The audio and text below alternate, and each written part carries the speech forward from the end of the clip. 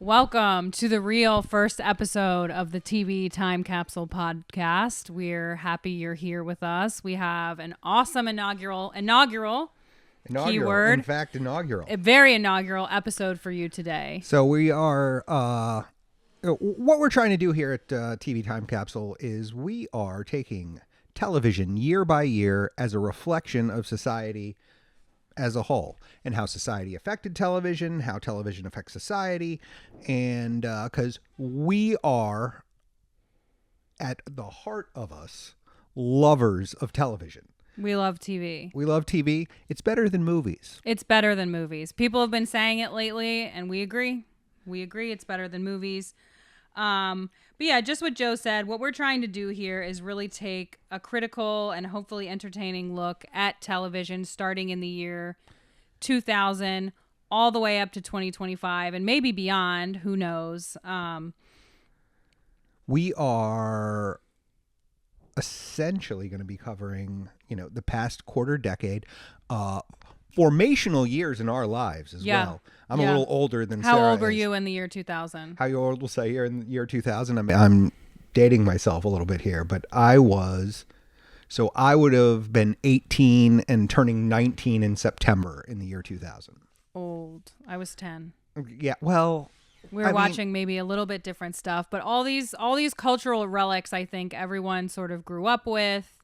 A lot of them, especially what we're going to talk about today, is really, oh my God, what a look. Very, very different vibes than anything we're seeing now. I don't know if this movie or this show would be made today. Not because it's problematic, just because nobody would ever believe that is what's happening behind the scenes. But, all right. But before we go into that, because we love television, Sarah, what are you watching right now? Right now, so I just got done with the show we're about to talk about. I'll wait on that. In addition to that, obviously I binged the first installment of Love is Blind. Really boring. I think they got burned by last season. They had no marriages, and so they, in order to get themselves back on track, they had to just pick up a bunch of the most boring people they could find. It's in Ohio, so I guess that kind of tracks. Sorry to all of my Ohio friends. You were talking about not the first season, but the previous season. The first installment of the first. You said installment. You're watching the first I'm sorry. season. Yeah, the first. I don't mean to correct you. No, it's okay. I don't want to confuse people. I'm watching the first installment of season 10 of Love is Blind, and I also just rewatched Search Party, which ran from 2016 to 2022. Alia Shawkat and John Early. It's incredible. It got kind of swept under the rug. I didn't see a lot of buzz about it, but absolutely recommend. Really, really funny. Joe, what are you watching right now? Well, I am obviously watching The Traitors. Of course. That is The Traitors. The Traitors. The Traitors.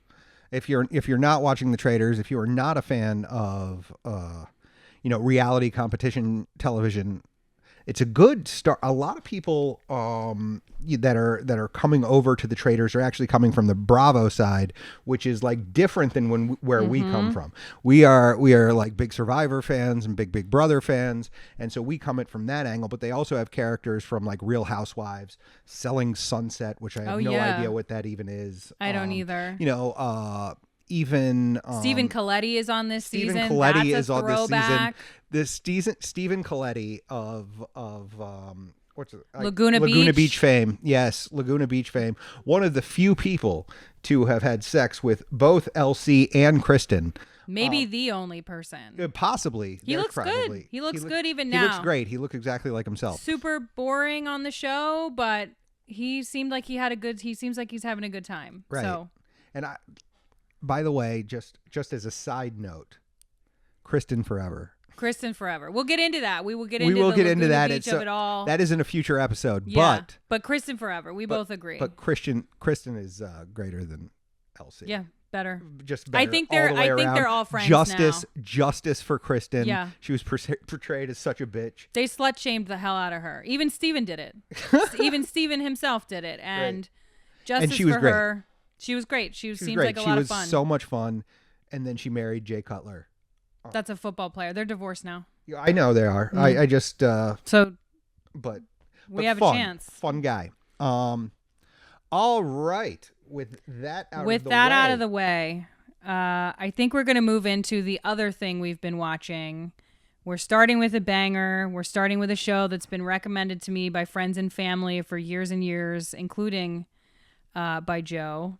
It is, this is where we're taking ourselves back to a time where the myth of the American presidency, when the myth of the American presidency still held some sort of cachet to it, right? Like the American presidency was seen as something that could possibly be wholesome. Mm-hmm.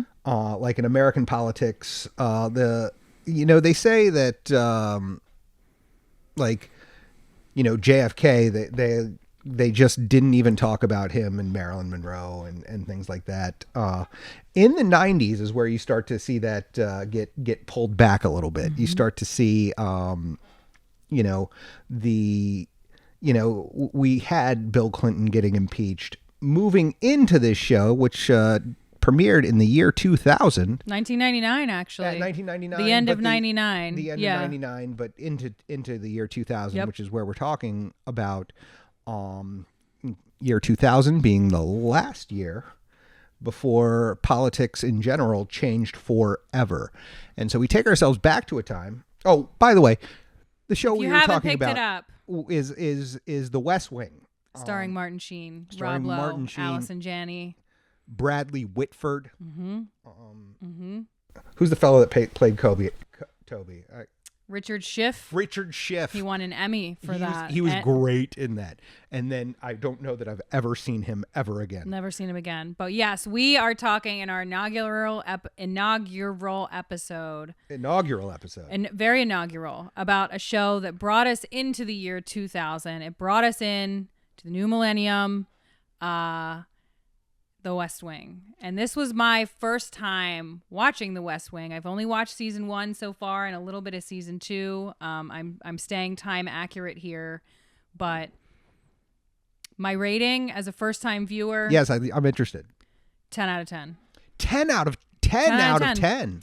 Listen, I wouldn't even rate it a 10 out of 10. Here's the thing. And I'm a political junkie. I love TV.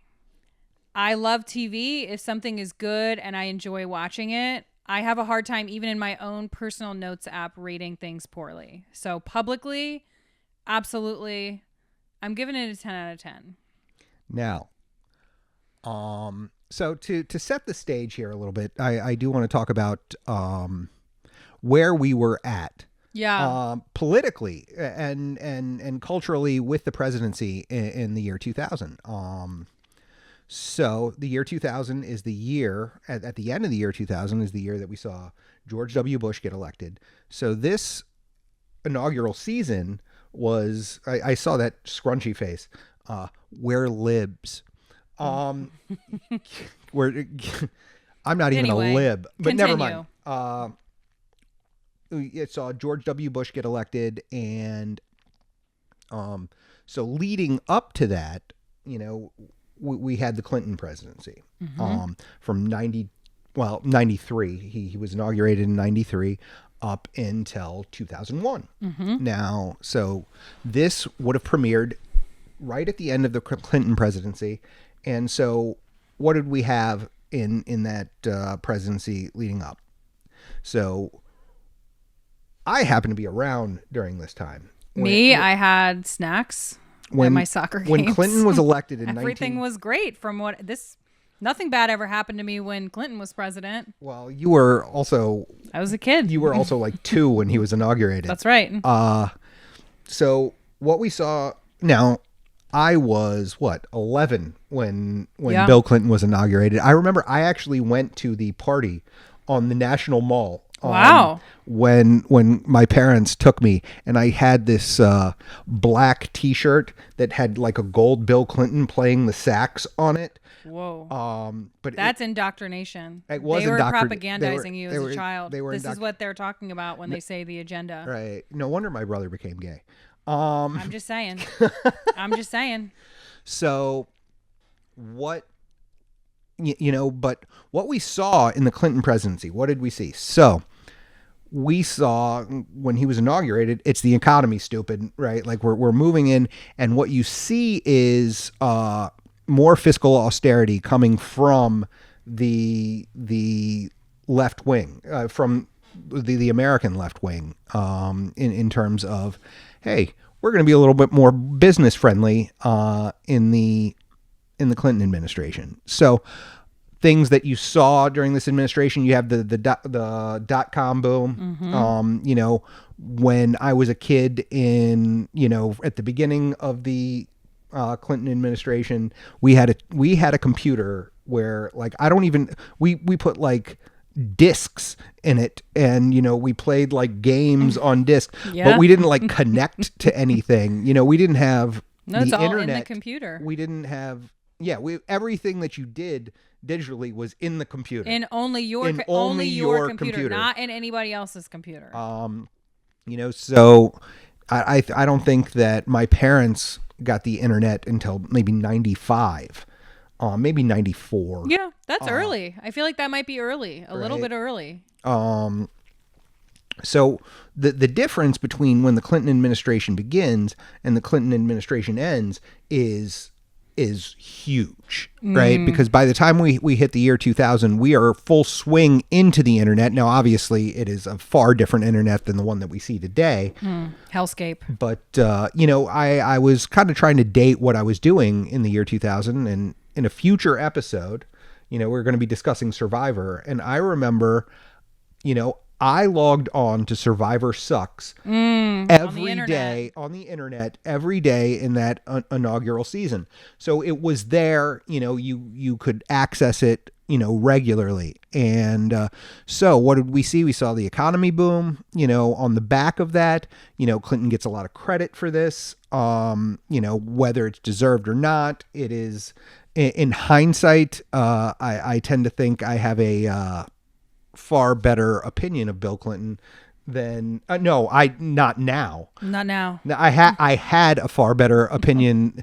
No, Bill Clinton not only he's going to hell, but anyway, I mean, as a regardless, as a president, so we see the only balanced budget for 4 years. It's the only balanced budget we've had in my lifetime.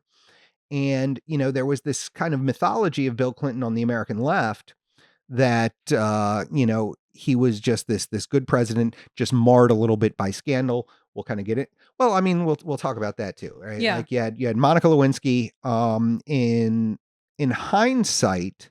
And that was what, 90? That was, it was in his second term, like 97-ish. You can fact check us in the comments. Fact check 97, 98.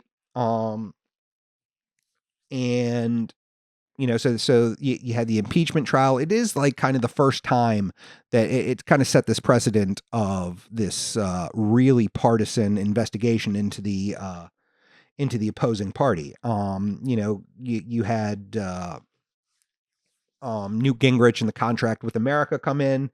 The Republicans can't take control of the House, and, you know, they start going after Clinton. And so that ends in this impeachment, you know, for obstruction of justice. And I don't think that they did. That might have been perjury, but you can fact check me on that too. Fact check it all. Blow up the comments for lying about copying Dome from Monica Lewinsky. Now, why it was a scandal then is different than why it's a scandal to me now, right? Why it was a scandal then was that Republicans were too overly moralistic, and, you know, they were making a big deal about a blowjob. The problematic part, especially in relation to what we kind of know now about Bill Clinton, is the fact that he was using power dynamics to, you know, with a 21-year-old girl who he was the big boss. He was her boss. He's the boss of everything. He was the boss of everything. He's the boss of the whole entire country. He really shouldn't be fucking anybody. Right.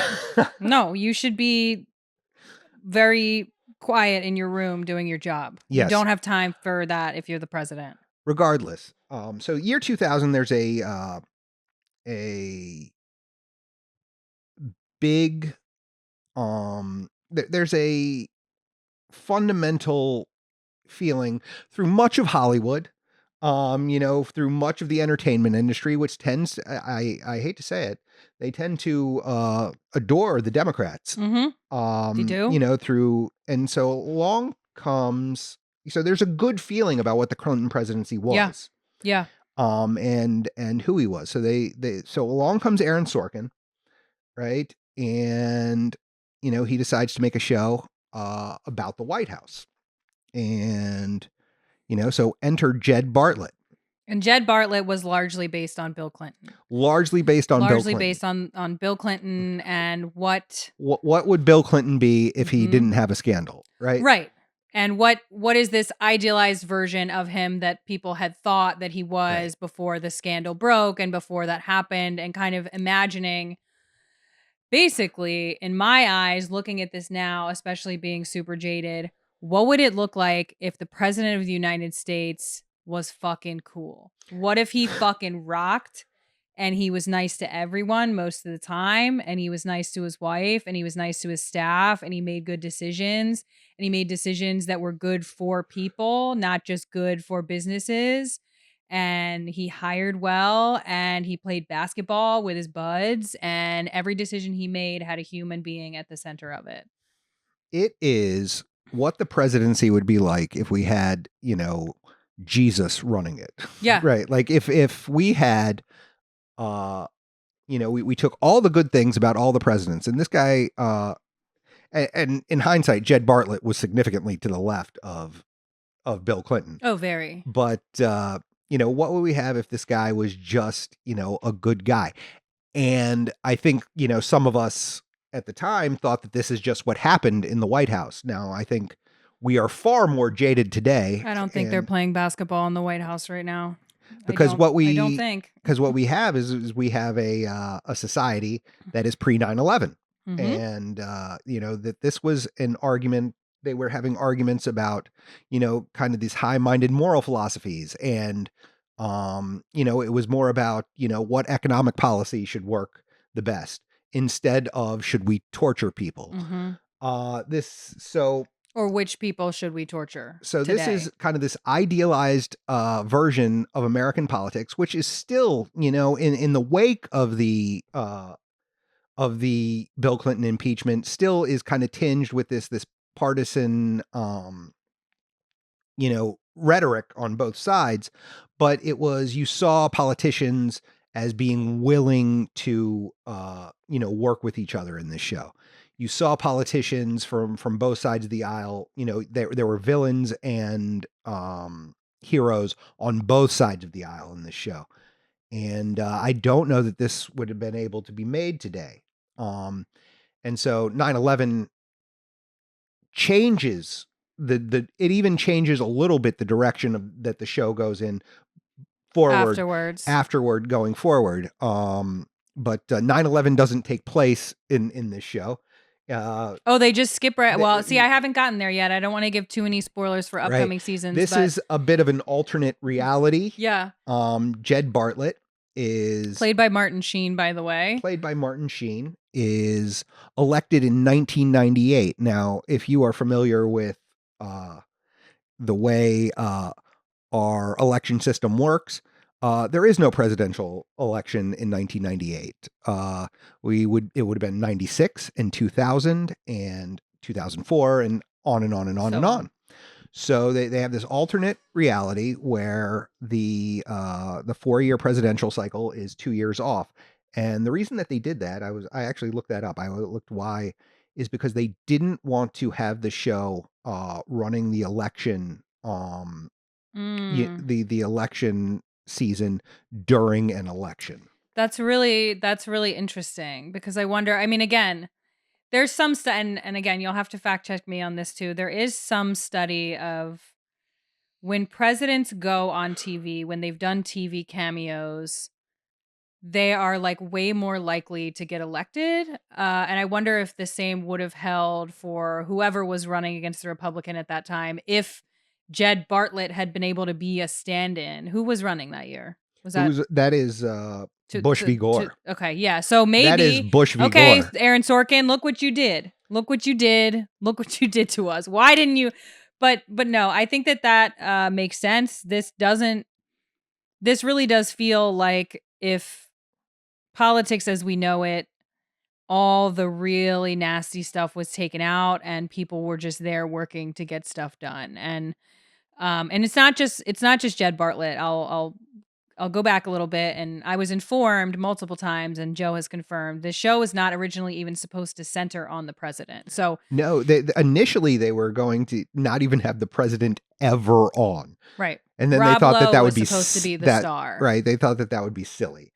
And I wouldn't say that Martin Sheen is the star of the show. I would say it's an ensemble cast, more than it is any one star. But Rob Lowe is supposed to be the star, and it does center quite a bit on Rob Lowe. Rob Lowe's character, Sam Seaborn, who is Deputy Communications Director in the White House. And we'll get in a little into who does what on the show. Yeah, I need some clarity. I mean, I know that they're all, obviously I know Allison Janney is the press secretary. I know Rob Lowe is in communications. By the way, a very Allison Janney type outfit you have on today. Thank you. I'm dressed to meet the president. You're dressed to meet the president. I am dressed as a like Watergate burglar. You're dressed for John Fetterman meeting the president. That's what you're dressed That's for. really well, that makes sense. Yeah, I'm yes. know, the decorum for a senator is apparently changed. It's gone. Yeah, then all of these people had suits, by the way. But anyway, that it really is an ensemble cast. So you've got the main people, you've got, and you're going to have to help me with their names. I'm terrible with names, but you got Josh Lyman. You've got Sam. You've got CJ Craig. You've got Martin Sheen. You've got his assistant. What's his name? Who is dating his daughter? Right. The Elizabeth Moss. I didn't know she was in this. Elizabeth Moss is in it. And yes, you got the assistant who is the crazy love interest. Yeah. Bradley Whitford. On and on. Well, you see No, his assistant. You're talking. Hill. Dule Hill. Yeah. Dule Hill, who is the 21-year-old. Presidential aide. And they hired him just because they liked him. Right. Josh Lyman said, I want to hire him. And the president said, if you believe in him, you should hire him. And he's the best assistant that there could ever be. Right. Something that would never happen in actual Washington. It would never happen. A presidential aide would almost certainly be the child of someone important. Right. It would just be somebody's kid that has a bunch of money and said, make my kid the aide. But not this guy. This guy, his backstory is really sad. He works really hard. But did I miss anybody in that cast? Who else is kind of filling that out? We got I gotta pull CJ, up my notes. yeah, pull up your notes. CJ, Josh, Sam, the president, Elizabeth Moss, Dule Hill. Those are the main players for me. And the first season, do you want to go through what their jobs are? Yeah, let's go through their jobs, and then we can talk about sort of the rough plot of the first season and what are the ideals, what's the message, and what's happening. Got it. So, okay. So you got Sam Seaborn. Yep.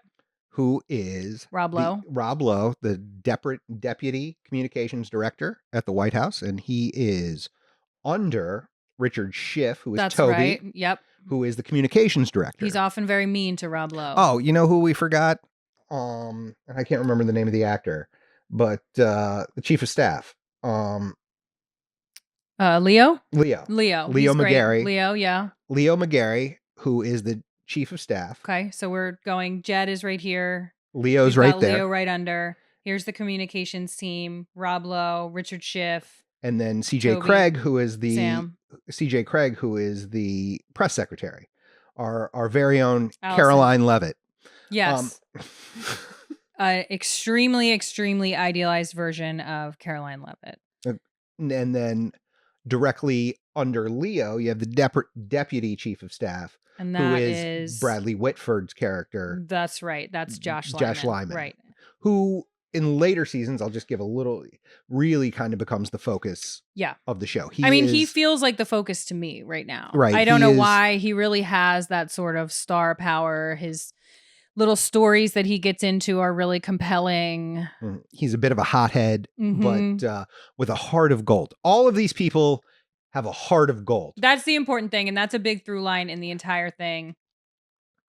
Not only do everybody that is on the team have a heart of gold, most of the people they encounter outside of their team have hearts of gold. And not to say they don't come up against problems or obstacles, but it really cannot be said enough as I was watching this how badly everybody wanted to do a good job. If there was a reporter, what they wanted to do was report the news. I mean, there was so much, it was just oozing with idealism. It is, and I'll just go into what the first season, like the scandals in the first season, you look at them from today's lens and they are so trivial. Even like the main ones. So you got midway through the first season, we learn that the president has MS. Yep. And he has not disclosed that to the American people, which, I mean, that's actually kind of a big deal. That's not great, but I think it was from what I did see I was looking at some press at the time from and the MS Society loved the way that they portrayed this, that really it is nice. a multiple sclerosis patient that is able to lead, that it is not some sort of death sentence, that it's not that it is someone that is obviously very capable. And they were really appreciative of the way that they portrayed it. Now, again, a little spoiler in future seasons, the MS does become public knowledge, and we have hearings on it, and it's Chekhov's multiple sclerosis. It's right. It's Chekhov's right. It's definitely Chekhov's multiple sclerosis. So.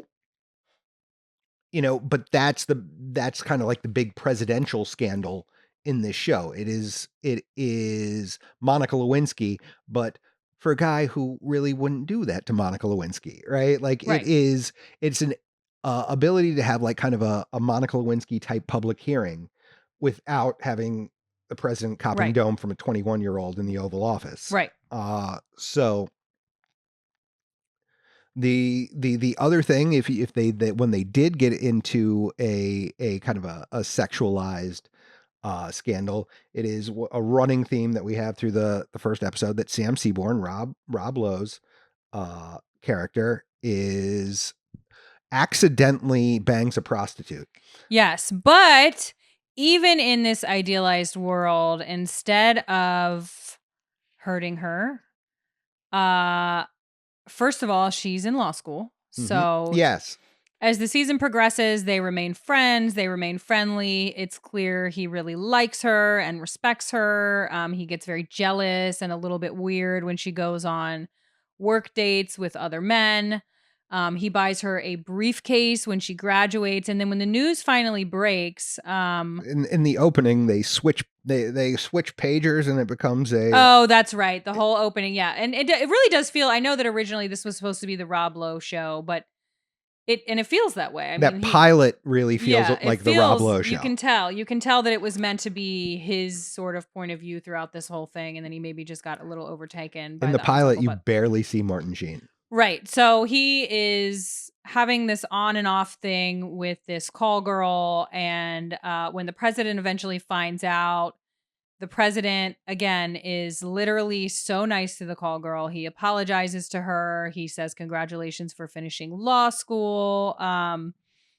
That's one of the running plots through the entire thing. Again, this is just something that would never... this is not how this would go down. We've got the president has multiple sclerosis, Elizabeth Moss, and what is the assistant's name? What is his name in the show? Do you remember? Dule Hill? Yeah. Jeez Louise. I just know him as Dule Hill. That's okay. We can call him that. Yeah. They start dating. That's a thing. Towards the end of the first season, you learn that there are white supremacists after them, specifically after them. Not after the president because of their relationship. Obviously, the president is disgusted by this and furious and also very protective of his daughter. You have CJ, Allison Janney, who is having this affair with a reporter. Not an affair. It's a relationship of sorts. It's a situationship. Played by Timothy Busfield. He just got in trouble. He got in a lot of Played trouble. by That guy. Redacted. Yeah. I want to, yeah. So these are sort of the plots that are happening. I want to ask you, Joe, did you watch this like I'm watching it now and I can recount it now from what I just saw, how it feels to watch it in the year 2026, understanding the political landscape of now. Did you watch this show while it was coming out? The first season I did not. Mm. I did start watching it episodically later. Mm-hmm. In the year 2000, I was a freshman in college. Yeah, busy. And I was busy, and I was busy with frat parties and things of that nature. So I didn't. After I flunked out of college, I started watching a lot more TV, but I obviously did go back and watch the first season. With the advent of streaming and being able to binge things. But yeah, if you missed the first season at that point in time, you were kind of fucked. You were screwed. You have to go get it on DVD, or maybe they didn't even have that. I don't know. Or maybe they would do like a special West Wing day. I don't know. I don't know. Special West. You really weren't like. No, they didn't. They didn't have well, special they did West have that. Wing They days. had that for Nickelodeon shows. Like they would play old episodes of The Nanny on. Yeah, but Nick they didn't at do that Night. on network television. But so again, I'll have to get into the later seasons. But this was I don't know if it was the first television show of the year 2000. Obviously, I'm sure something played on New Year's Day, but it really rung us into this new year. And it got a lot of critical acclaim. It got, I think, 18 Emmy nominations and 9 wins, which is really crazy. So this in that first season? Mm-hmm. Wow. Mm-hmm. Who won? Do you have that? I have a couple. So they got a writing award. Makes plus Allison Janney and Richard Schiff both won. Richard Schiff as Toby. And I honestly don't think I have seen him anywhere I've never else. seen him before in my life. But he plays such an interesting character. He is, kind of very like hard-nosed and angry, but also just the best of us. There is an episode in the first season where he like just goes all out to get a homeless guy a state funeral. That's right. Like he had donated. This is actually the Christmas episode. This is the Christmas episode of That's right. That's right. And he finds the cops call him about a dead man who was found dead in the snow. And as it turns out, they had Richard Schiff's Toby's business card in his pocket. Turns out it was from a suit that he had donated to like Goodwill or something like that. This homeless man got it, had it Richard Schiff's Toby's business card in his pocket. They call him. He starts looking into this guy, finds out he is a military veteran who has, who became homeless.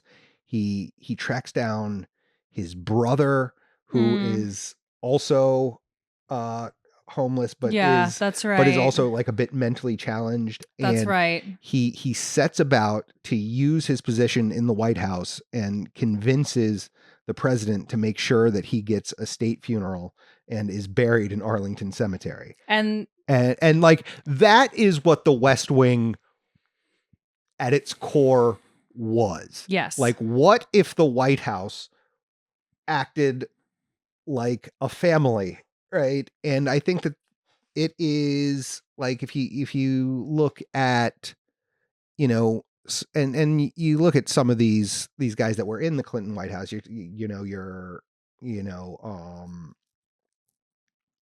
like the James Carville types of the world, where they were a little broy, but that they were just kind of like, shot from the hip, and they, were a little looser than I think most politicians you would have seen in the past.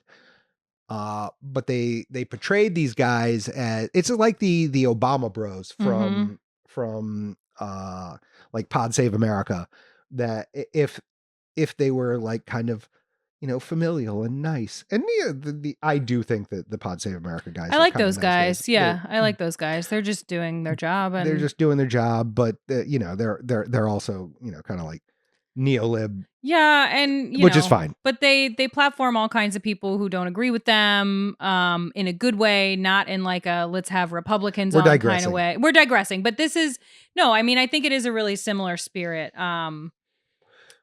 I wonder what you feel, because I know this was something that you and other people, and I've watched other stuff that Aaron Sorkin's done before. I've weirdly watched The Newsroom or most of it. Newsroom's very good. But how do you feel? I mean, is the dialogue? A lot of people told me like, oh, well, just let yourself get past the dialogue. I don't find the dialogue bothersome at all, but I know some people have a problem with this like very quick dialogue. It's very distinct. It's very distinct to him. It's very distinct to him. It is also very it and I don't even know, in the opening there may have been like a one take scene that moves through. I don't quote me on that, but that there might have been like a one take scene that kind of goes through room to room to room to room, and that's got like this punchy dialogue.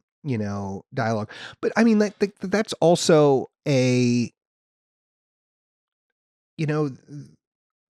a reflection of what television was at the time. There was this like there was kind of you spoke in a lot of quips. You know what I mean? There was like easily quotable things like that they really wanted to drive a point home, and it would be like, a lot of gotchas. Yeah. You know what I mean? Like, and I think that, did people talk like that at the time?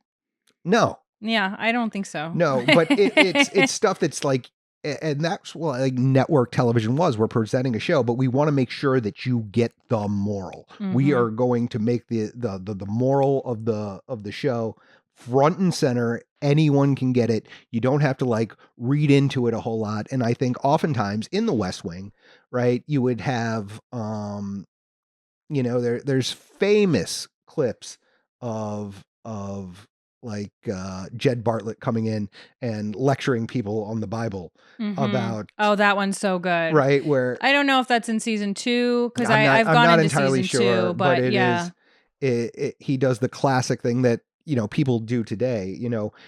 Where the like moral majority people, the Jesus-y people in in the lobbying group for Jesus-y people is in the White House, and they're talking about like gay talking people, about gay, talking about gay, and essentially quoting Leviticus, about it being an abomination. And he comes in and he does like I think that might have been like the first time that thing about, well, you don't mix fabrics, and you don't eat shellfish, and right, that line of questioning on why we really shouldn't take everything in the Bible seriously, or literally, yeah. And that, hey, if you are, but it's the first time the president comes in and does that entire speech about what's in the Bible, and drives home what the moral is, what we're supposed to learn from the story. You don't always get that in TV anymore, right? No. You have to like read into what it's trying to tell you. This was very direct television, right? This is, hey, we are giving you a lesson, and here is the answer to the lesson. Now, I think certainly a lot of those lessons were good lessons, but it is, but what you got here. So let's, now that we're talking, did any episodes, anything stand out to you? Well, Yeah. I mean, I think similar to what you're saying, I think it was a lot of these relationships between, the president and an anti-gay person, or, I think the first scene that I really laughed at was Josh Lyman really wanted to hire Dule Hill, and he goes in and he asks if it's okay to hire a young black guy as his assistant. And he goes and asks an older black guy, is it okay to hire this kid as the president's assistant? And the older black man says, yes, of course. Are you going to pay him well? Then yes. And that's it. And Josh Lyman gets into a number of situations like that where he is then later talking to a black gentleman who has written a foreword about reparations in a book. And it's very like, there it is solvable in one episode, and the message is very clear, like we treat people equally and we are going to stick to our principles. And same when he's picking his Supreme Court justice, he wants to appease the center, right? And he says, I'm going to go with this really safe pick. Somebody comes in and they give him a speech and they say, you're supposed to be different. You're supposed to like do the things that you said you were going to do. You're supposed to pick this really progressive Supreme Court pick. This is who we believed in when we hired you. And Martin Sheen just sits back and thinks about it. And he's like, you know what? God damn it. I'm going to do it. And then he just does it. And a lot of these issues are just quickly wrapped up. And it is always, you know what? I'm going to do the right thing. That's literally that's the message every time is I'm going to do the right thing. Do you think I'm not going to go to focus groups and decide when, do what's based on what I think is right politically. No, you know what? I'm just going to do the right thing, which never happened in American politics. But it is nice to think about a president that would do that. It's really nice. And that was, I mean, do you think that it could? Do you think that there's an idealized world where now? In any timeline. I mean, not now, but post now or pre now. Do you think that that is like a viable outcome at any timeline at any point that our White House and our political scene could function? I mean, there are white supremacists in this universe, so. Well, yes, there well, are. But I'm saying it's not but they also fail at their mission, so that is right. They always seem to the good guys always win in this scenario too. Like at the end of the day, the good guys win. Yeah, Jed and his team are going to take it. So you don't need to worry. They're going to get done what they need to get done. He's going to be the progressive from New Hampshire that he promised that he was. He's not going to be. He's going to waver. He's going to waver because of his own political ambitions. He's got kind of like an annoying vice president that has political aspirations of his own and who keeps. He will come into play later. I figured, but he gets kind of thrown on the shit job. So he's maybe like the crappiest person that they run into so far. Well, I would imagine so. Yes, that he's going to be.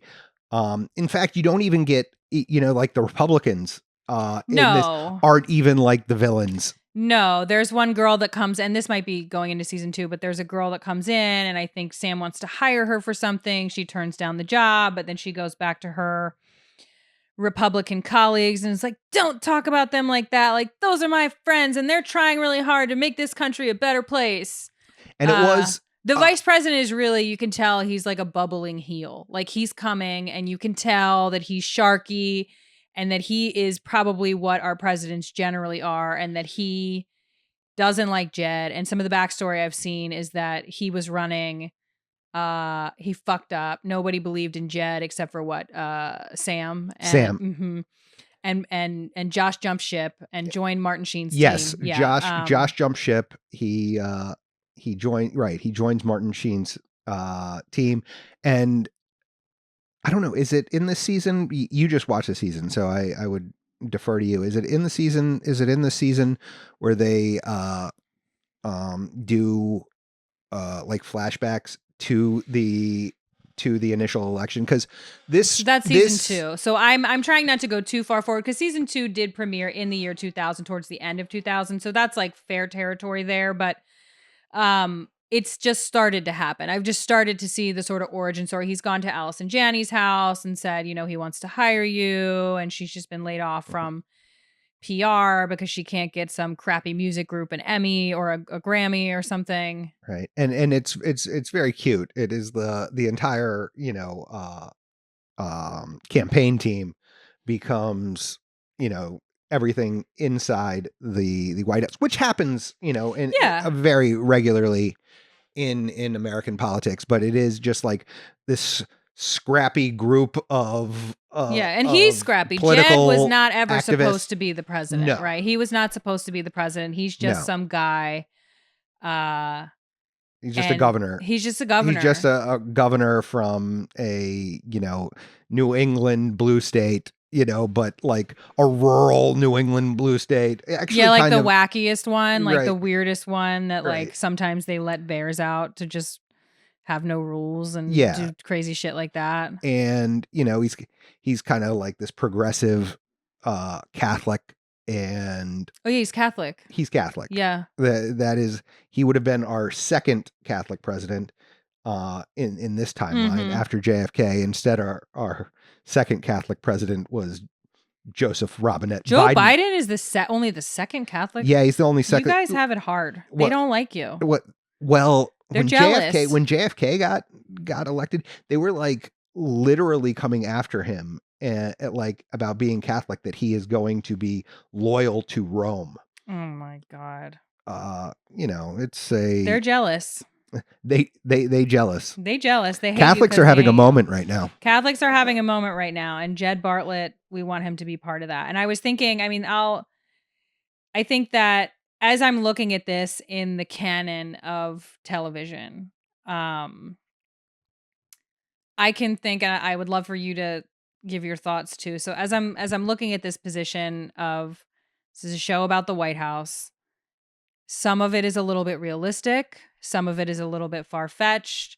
As I'm looking at like its spiritual descendants, there are two that come to mind, sort of like one good twin, one bad twin. And obviously the bad twin is Veep, I think, which is a probably more realistic and scathing look at what actually happens in the White House. And then the other one is Parks and Recreation, which shares that same sort of like extreme optimism towards public servants. So, and I can't imagine that these shows weren't both sort of directly influenced by The West Wing. The West Wing. And there is one more show that I want to touch on, that I want to touch on, going forward, and which is the really bad twin.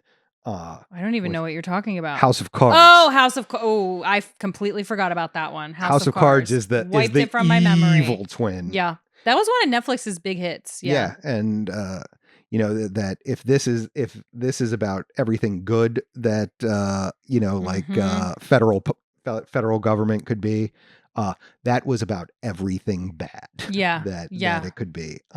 I think that it is. I think that the West Wing is. I think. It feels very realistic in terms of like day-to-day processes of what, it feels authentic. You feel like you are actually in the White House. I don't know that it's realistic in the motivations of politicians. Absolutely. I think that it is not realistic in terms of what the motivations of politicians are. It does not seem to be like there's a little bit of natural hubris that goes along with the position of the presidency in this show, but it is not nearly power hungry enough and far too idealistic. Like, we really want to make change. Not saying that politicians don't ever want to make change in lower offices, I think, and that's what Parks and Rec talks about. I think is those lower level politicians generally are, but I think what you find is that this show is very steeped in the time and what public perception of what government was at the time, and it may have been a bit of rose-colored glasses then. I mean, certainly Clinton had foreign interventions. There was the CIA running all over the place. That there was, even like in the shows, like View of Cuba, right? I don't even know if I've gotten there yet. Maybe a little well, bit of a it starts mention. with it starts with like that's right. Cuban that's right. migrants, Yeah. and so there is some degree of immigration stuff there, Yeah. and but its view is very like, we want to take care of our people. Mm-hmm. I think that shows that it is pre 9/11. Yeah. Because shit is about to get dark. Shit is about to get dark in the world. It is about to get far more partisan, far nastier, with through the Bush administration into the Obama administration and where we're at today. Mm-hmm. I think that this show is so much fun, and they got into hijinks, and I'm sure that these are things that actually happen in the White House, For sure. where you get into like hijinks, and you're friends with guys and you're remembering crazy stuff that happened while you were working in the West Wing. But it is, these characters are very, very lovable. Yeah. Right. And this was a show that was serialized and it was episodic, right? Mm-hmm. Like you had it very, like X-Files coded, where it's very of the time. There's a larger subplot. There's a larger subplot. But every episode there is some, to call it a big bad, where there is an obstacle they have to tackle. There's a big bad, and there's a little bit, you have some more serialized episodes later in the series, but like the X-Files, they would have Monster of the Week episodes, and then they would have, grander plan conspiracy episodes that followed along this timeline. And so you have a little bit both there. And I think, as we get further and further away from like these purely episodic television shows, there's something kind of nice about, just kind of telling a story, right? And just like telling a self-contained story and wrapping it up again with a moral. And I don't know. I love The West Wing. I think that it is like, it's just such a perfect spot for us to jump off from for our show. So anyway, we are, I know we have a game to play. We have a game that we're going to play, but do you have any like final thoughts here? I do. I want to know what you think, and I'll tell you what I think too. I have two questions, but it's kind of the same question. Number 1A is, do you think in 1998 the American people would have elected Jed Bartlett governor of New Hampshire? And do you think that in 2028 the people would be willing to elect Jed Bartlett governor from New Hampshire? Okay. In 1998, this is my theory on it, right? In 1998, I say people would have been willing to vote for Jed Bartlett. And the reason I think so is that in 2008, right, they elected a guy who we thought might be Jed Bartlett. Yep. It didn't turn out exactly to be Jed Bartlett. No, but he certainly campaigned as Jed Bartlett. He campaigned as Jed Bartlett. He sure did. And so do I think that they would have voted for him? Yes, absolutely. Now, in 2028, I think there's a significant percentage of the population that would. I don't think that there's a chance in hell he gets the nomination. Yeah.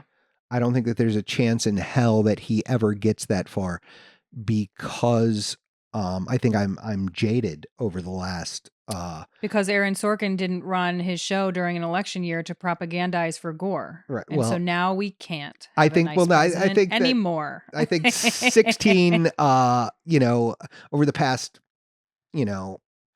couple of decades, that. You've had Citizens United since then, which, exactly. Aaron Sorkin inserted money into, inserted money. It was already in politics, but to such a greater degree into politics. So a guy who is like really trying to work for the people, I don't think would have made that made it that far. Unfortunately, like the political machine has really on both sides of the aisle scooped up both political parties and are now like owned by special interests and big business. So your answers to the questions that you posed. I think so. I was only 8 years old in 1998, so things were great. But looking at that time, I do think that it seems like there was a chance, right? I mean, some of the candidates looking back on it feel a lot more Bartlett-esque.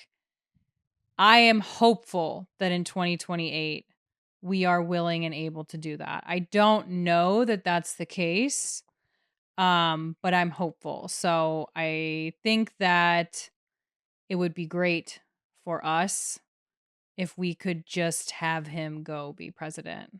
If we could elect Jed Bartlett today, yes, Jed Bartlett would fix all of our problems. I think that overnight. he would. I think he would work tirelessly to fix them. So my answers are yes, and I hope so, with the caveat that I maybe don't think so.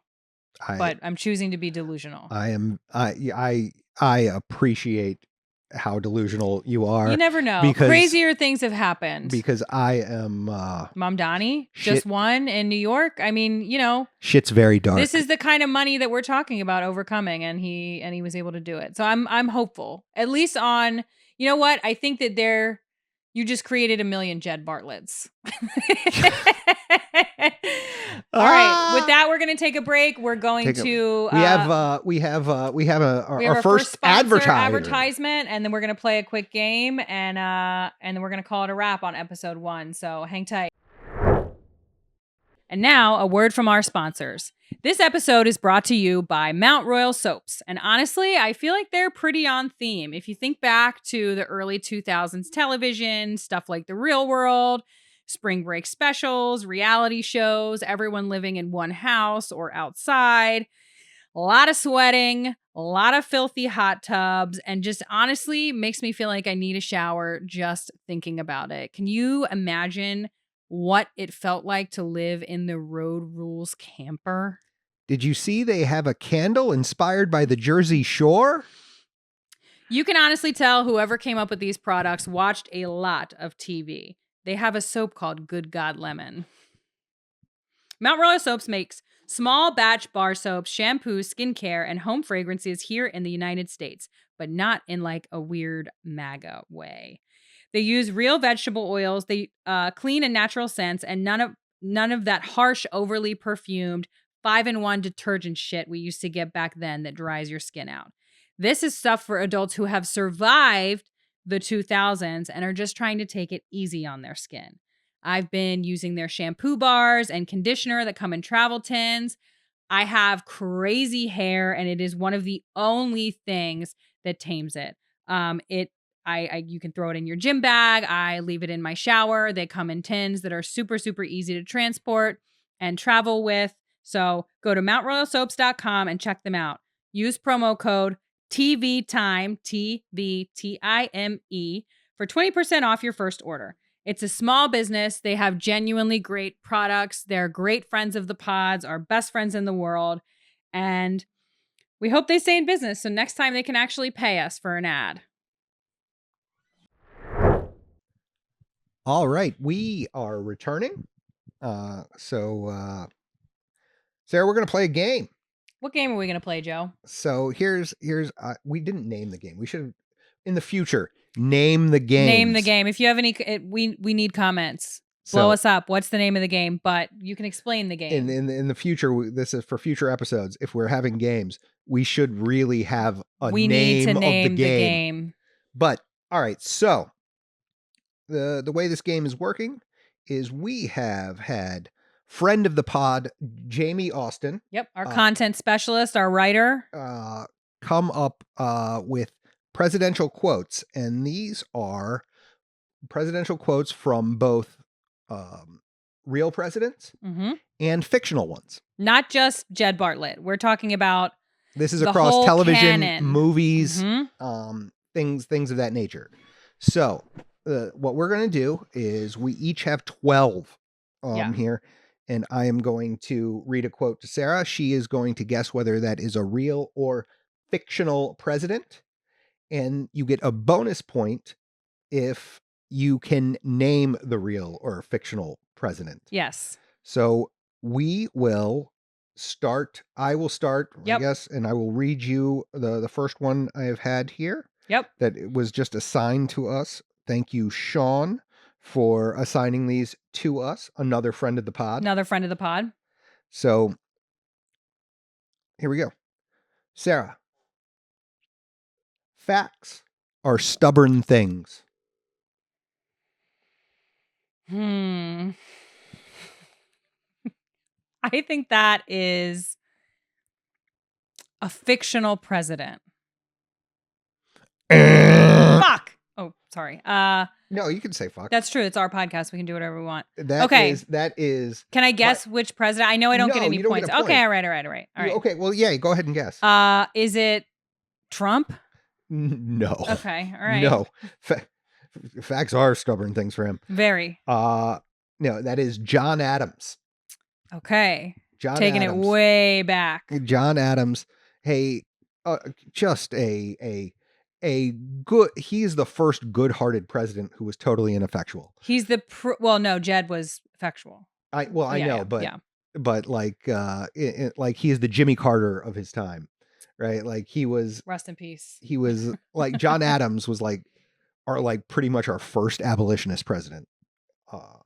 And then his son went on to like be a real abolitionist, John Quincy Adams. But never mind. And he was the president too, right? Yes, John Quincy Adams was the president. I'm here to talk about TV. I'm our presidential guy. All right, are you ready for mine? I've been looking at these questions, and I would have known like 3 of them that I'm about to give you. So here's the thing.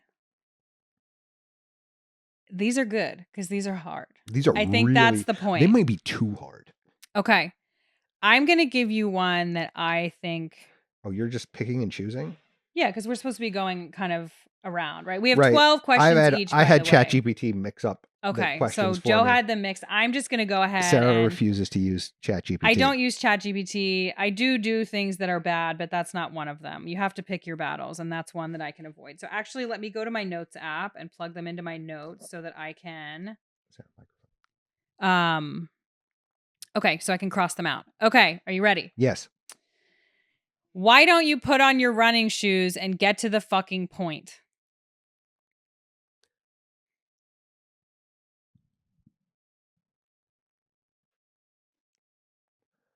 I'm going to say that's a real president. That's not a real president. God damn it. Do you want to guess who you think said that on TV or in a movie? Why don't you put on your running shoes and get to the fucking point? I probably should have known that like there weren't many public quotes with fuck in them. Could have been a hot mic though. You know, you never know. Could have been Trump on Twitter. Let's say that is Frank Underwood. That is Selena Meyer from Veep. Okay, fair enough. Who was the president for like a year. Right. Yes, but no, that counts. All right, so we're 0-0, and that's good. All right, so I am going to give you the next one. Okay, microphone. Gentlemen, you can't fight in here. This is the war room. I'm going to say that's a fictional president. That is a fictional president. Yes, I'm on the board, baby. This is a very funny quote. I'm trying to. It's from a very funny movie. I'll give you that. But I don't think you're going to get this. What's that movie with I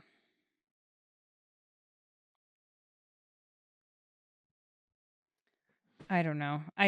Dead air, Sarah. Okay. We got it's Merck and Muffley, and what a name. That's from the black and white movie. Why can't I think of the name of it? It's just terrible that I can't remember the name. Does it not say? It's the black and white movie about the bomb. It doesn't say what movie it's from, but I know exactly. I know the name of the movie, and I'm spacing on it. All right, because it's a classic. We'll flash it across the Dr. screen. Strangelove. Dr. Strangelove. Okay. All right. Okay, I'm going to give you one that I think might be a little bit tricky. Honestly, if I were Two-Faced, would I be showing you this one?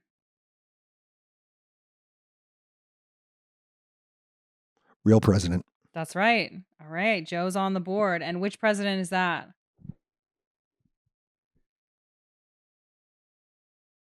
Nixon. I'm very sorry. That is Abraham Lincoln. So, that's such a Lincoln. I'm That's so such sorry. a I know, and Lincoln-esque quote. And too. he's your guy It too. is. That is such a Lincoln-esque quote too. That is just something he would say. That's okay though. You're on the board. You're on the board, and that is what matters. So we got through this game, and we each at least got 1 point. So that's big. All right, Sarah. I may not know much, but I know chicken shit from chicken salad. I'm gonna say that is a real president. That is a real president. Yes! I am gonna guess. This is just a guess. Jimmy Carter. No. Jimmy Carter's far too nice to say something like that. Yeah, but that's like an old, like, people that are like old and like some, if there are nice. It was from an old Southern fella. That's what I'm saying. It sounds like a Southernism. It is LBJ. I was going to say, is it LBJ?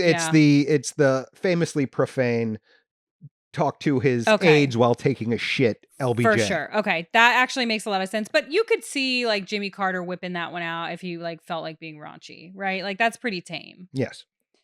Okay. I'm going to give you another one that I think you will get. Okay. So I get a point for that. Are you tracking us? Mm-hmm. Good. Okay. I know how hard it is for you to put food on your family. That's a real president. Do you know who it is? That's George W. Bush. There you go. Okay, so we have our first 2-point question. I had a feeling you would know that one. I had a feeling you would know. All right. I'm proud to report our country is stranger than it was a year ago.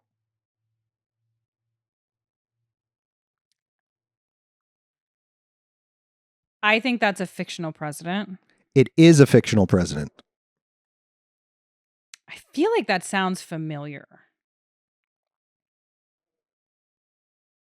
Is it Jed Bartlett? It is Jed Bartlett. Yes. Okay. All right. Maybe that sounded familiar because I just watched it. Yeah, probably. Yeah. All right. Your future is in the hands of a bunch of impotent, war-loving maniacs.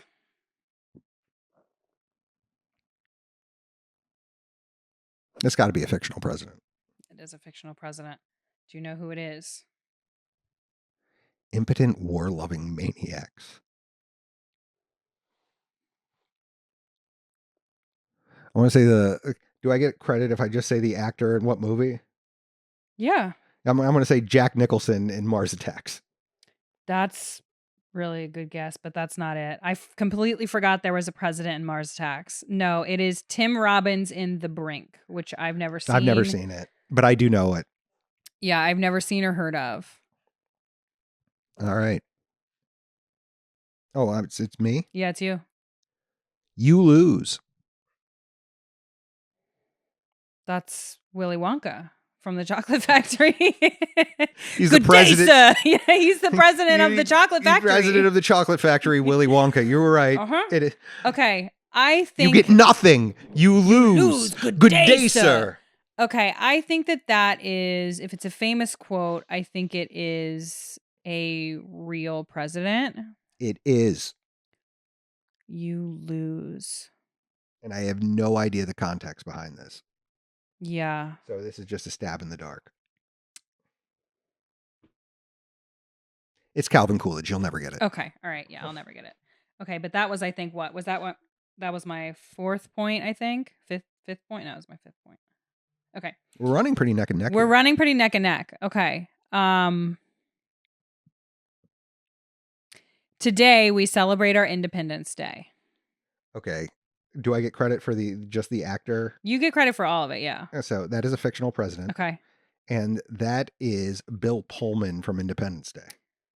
Is that the actor? Yes. Okay. The answer says Thomas Whitmore, Yes. Independence Day. Independence you get Day. credit for that. So you are running ahead now. Yeah. That one was a pretty easy one. Yeah, he tried to make a good mix of easy and hard. Today is our Independence Day. Yeah. All right. I think it's your Okay. This one is a little ooh. This is not a law enforcement problem. This is an economic problem. Mexico has to grow its own economy. It has to provide enough jobs so that it's not worth it to try to cross into our borders illegally. That has to be real, and it has to be Trump. I am sorry. That is a fictional president. Okay. It has to be a fictional mean president. Is it Jed Bartlett? It is not Jed Bartlett. It is from the same show, though. It is there's fictional, a counter president? No, there's not a counter president. There's a president that is at the very end of the show. Okay. That they describe his election and things of that nature. He's the next president. It is Jimmy Smits. Okay. And it is Matt Santos. Jimmy Smits is, to spoiler alert, okay. Matt Santos becomes the president, and actually the Bradley Whitford character, Josh Lyman, goes on to be his chief of staff. And he's a bad guy. Well, no, he's not a bad guy. He's a good guy. Okay. It's just got weird there. Okay. All right. I'll forget that. I don't mind spoilers because I always forget anyway. Okay. Never doubt that a small group of thoughtful, committed citizens can change the world. Real. No. Damn. Do you want to guess who it is? Never doubt that a group of thoughtful American citizens can change the world.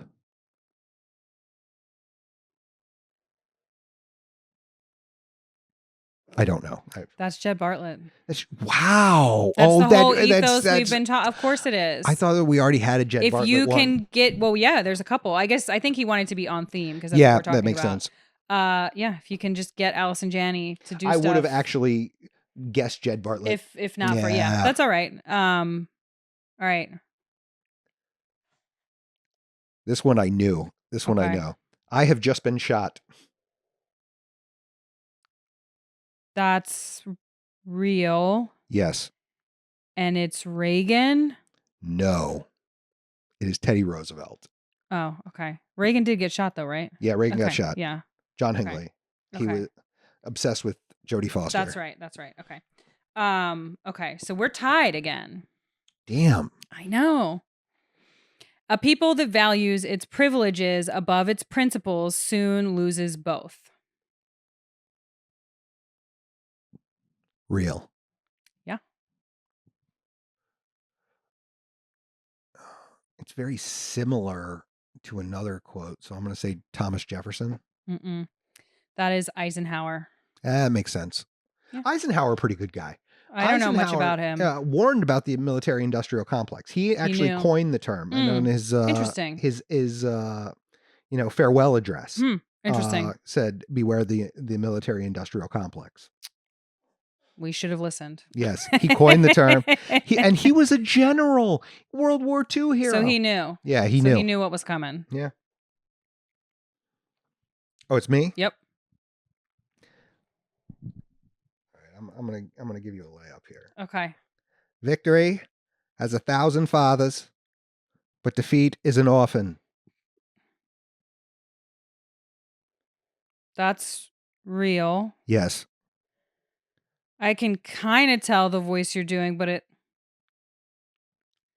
I know. It's hard for me to summon it into my mind who that is. Victory has 1,000 fathers, but defeat is an orphan. Nixon? No, Nixon doesn't sound like that. JFK sounds like that. JFK, okay. All right. I don't know how the presidents sound.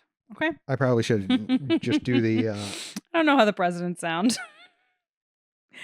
We like him, but I don't know how he sounds. Okay. I'm not sure I can do this job without a little help from my friends. It's got to be fake. That's right. It's fake. Do you know who it is? Oh, shit. I'm going to say it's Jed Bartlett.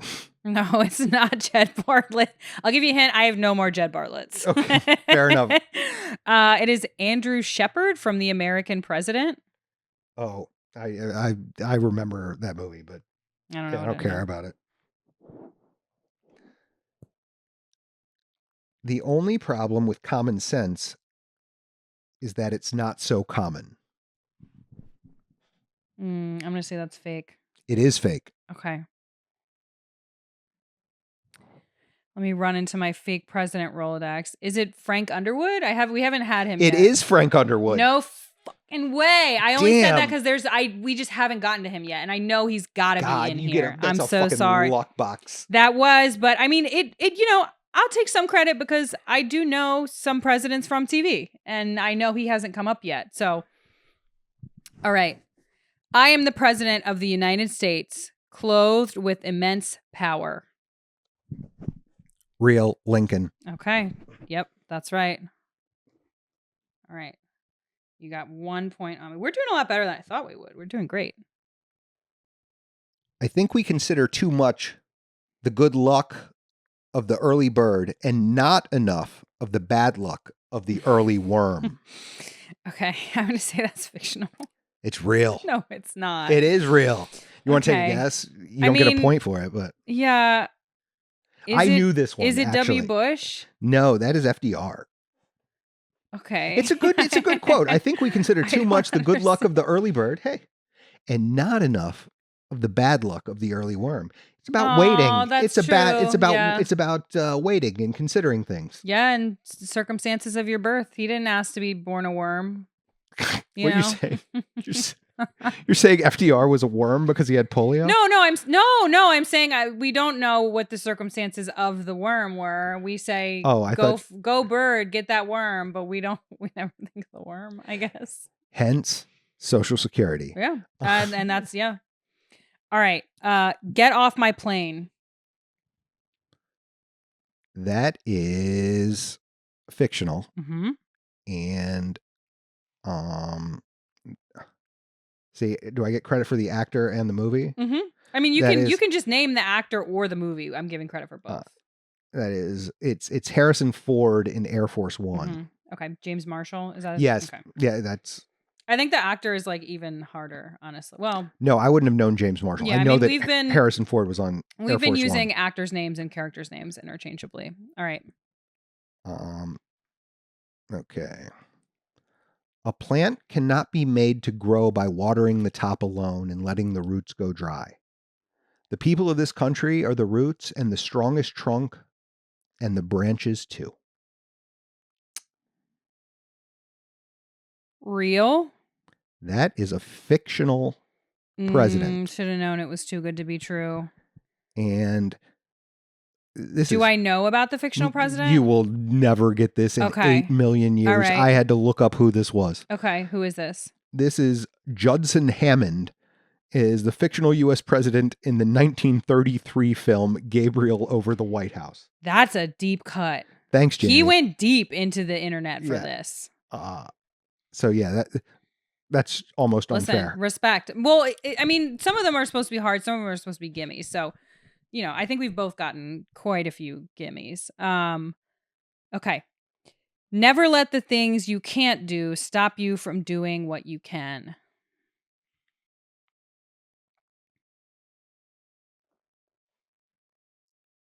Real. That's right. Barack Obama. No, it was Ronald Reagan. Damn. If only he should have done less of what he could do. That would have been good for We wouldn't be where we are today. All right. You should be on your last one, I think. I have one left only. Okay. I may be the president of the United States, but my private life is nobody's damned business. And I actually know. I didn't. Is this real? It is real. And is it Bill Clinton? It is not Bill Clinton. Oh. It is Chester A. Arthur. Oh, what was he doing? Well, he wasn't doing anything bad, but he had very, reminiscent of Jed Bartlett. Okay. Chester Arthur had a kidney disease. Got it.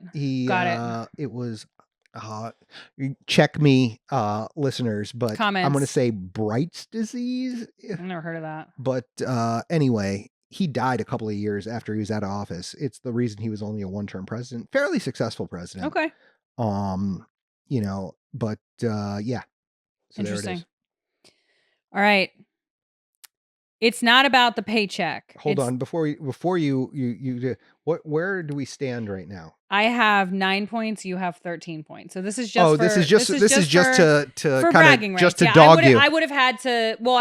Well, no. I guess I couldn't have made it up. But okay, it's not about the paycheck. It's about respect. It's about looking in the mirror and knowing that you've done something valuable with your day. Fictional. Mm-hmm.